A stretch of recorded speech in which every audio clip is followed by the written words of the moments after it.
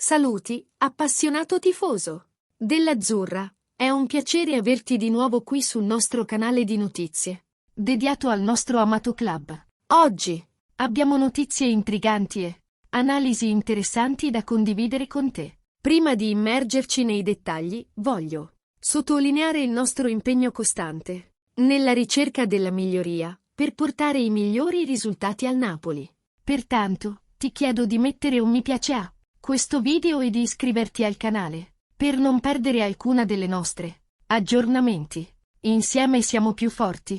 Nella trasmissione radiofonica di oggi, in qualità di Football Club, abbiamo avuto il privilegio di ascoltare Adrian Ricchiuti, allenatore ed ex calciatore, discutere vari argomenti legati al Napoli e al calcio italiano. Inizialmente, Ricchiuti ha affrontato la sfida ardua di riprodurre il successo della scorsa stagione in Champions League. Ha sottolineato che l'arrivo di un nuovo allenatore può influenzare la mentalità dei giocatori e che anche le squadre avversarie si sono adeguate. Tuttavia, ha espresso il desiderio che il Napoli continui a brillare sia in Serie A che in Europa. Per quanto riguarda la prossima partita tra Genoa e Napoli, Ricchiuti si aspetta uno scontro impegnativo, soprattutto a Marassi, anche se il Napoli è considerato superiore sulla carta. Ha anche menzionato il ruolo di Retegui nel Genoa e nella nazionale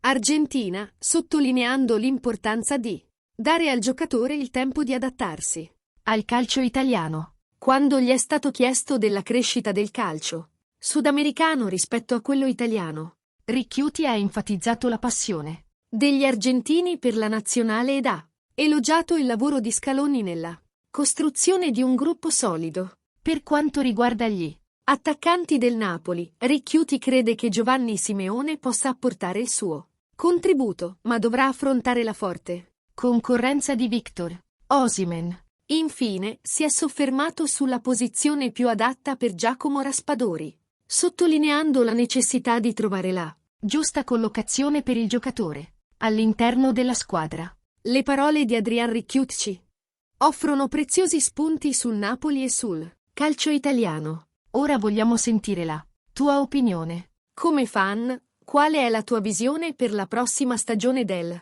Napoli? Quali aspettative hai per i giocatori menzionati da Ricchiuti?